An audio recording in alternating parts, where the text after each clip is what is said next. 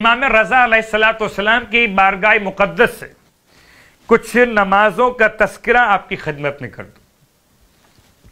خاص طور سے ایک ایسی نماز کہ جو امام رضا علیہ السلام کی بارگاہ مقدس سے عظیم الشان تحفہ ہے. اور انشاءاللہ اس نماز کا حوالہ مختلف کتابوں سے آپ کو مل سکے گا. خاص طور سے قطب راوندی نے اپنی کتاب شفا بخش اور مشکل کشا کے عنوان میں اس کو لکھا ہے.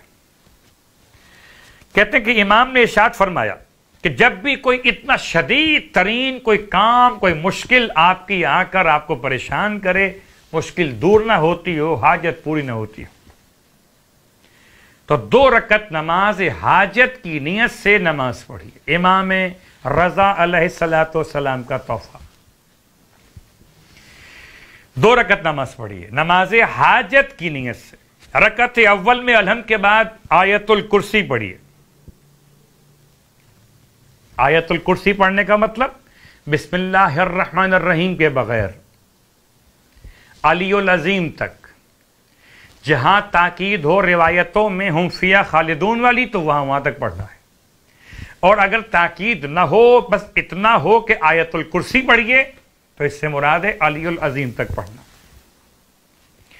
رکعت اول میں الحمد کے بعد 1 مرتبہ آیت الکرسی علی العظیم تک بسم اللہ کے بغیر.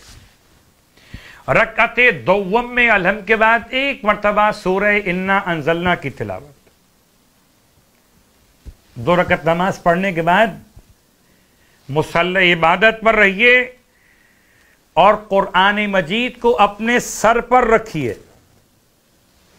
ابھی ماہ مبارکہ رمضان میں شب قدر میں آپ اس طرح کے اعمال کو انجام دے چکے. اپنے سر پر قرآن کو رکھنے کے بعد اب پڑھیے اللہم بحق من ارسلتہ الی خلقک. ذرا سا الفاظ کا اختلاف ہے. اے پروردگار واسطہ تجھے ان کے حق کا کہ جن کو تو نے اپنی مخلوقات کی طرف بھیجا رسول بنا کر. وَبِحَقِّ كُلِّ آیَةٍ فِيهِ، اور واسطہ ہر اس آیت کا جو تو نے اپنی کتاب میں نازل کی. وَبِحَقِّ كُلِّ مَن مَدَحْتَهُ فِيهِ عَلَيْكَ، اور ہر اس شخص کے حق کا واسطہ جس کی تعریف تو نے خود اپنے کتاب میں بیان فرمائی. وَبِحَقِّكَ عَلَيْهِ، اور جو تیرا حق اس پر ہے اس کا واسطہ، اس کا حق تجھ پر اور تیرا حق اس پر. وَلَا نَعْرِفُ أَحَدًا أَعْرِفُ بِحَقِّكَ مِنْكَ، اور ہم نہیں جانتے کسی ایک کو بھی کہ جو تجھ سے زیادہ حق ادا کرنے والا. ترجمہ پیش کر دیا میں نے آپ کی خدمت میں، کتاب کا نام پیش کر دیا، عالم کا نام پیش کر دیا اور الفاظ دعا کو پڑھ بھی دیا گیا. اس کے بعد 10 مرتبہ سیدی یا اللہ، 10 مرتبہ بحق محمد صلی اللہ علیہ وسلم، 10 مرتبہ بحق علی، بحق فاطمہ، بحق الحسن، بحق الحسین، بحق علی ابن الحسین الی آخر اسم گرامی امام زمان، بحق الحجہ علیہ السلام. ہر ایک نام کو 10 مرتبہ پڑھنا ہے. کل نام ہو گئے 14 معصومین اور ایک اللہ کا نام. اللہ کے نام کے ساتھ یا سیدی یا اللہ، یا سیدی یا اللہ، یا سیدی یا اللہ. باقی تمام ائمہ معصومین اور اہل بیت کے ناموں کے ساتھ بحق بحق بحق، یہاں تک کہ 14واں نام امام زمانہ علیہ السلام. امام فرماتے ہیں اگر کوئی اس طرح سے اپنی حاجت کو خدا کی بارگاہ میں پیش کرے گا تو پروردگار عالم اس کی حاجت کو پورا فرمائیں گے. یہ ایک نماز امام رضا علیہ السلام کی بارگاہ مقدس. اور آپ کی خدمت میں امام کی بارگاہ مقدس سے ایک چھوٹا سا عمل اور اپنی خدمت میں عرض کر رہا ہوں کہ یہ عمل ایسا ہے کہ جو واقعاً بڑا مجرب ترین عمل ہے. امام رضا علیہ السلام کا مخصوص درود ہے.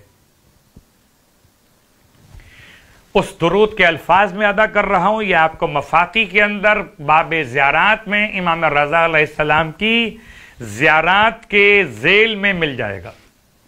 اللہم صلی علی علی ابن موسیٰ الرضا المرتضی الامام التقی النقی وحجتک علی من فوق الارض ومن تحت الثری الصدیق الشہید صلاۃً کثیرۃً تامۃً ذاکیۃً متواصلۃً متواترۃً مترادفتً کافضل ما صلیت علی احد من اولیائک.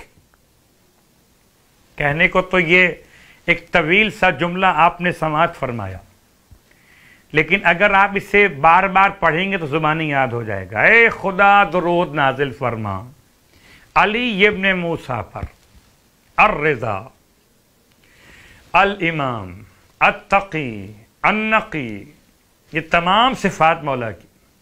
وحجتک علی من فوق الارض، اور اس کے لیے تیری حجت جو زمین کے اوپر رہتے.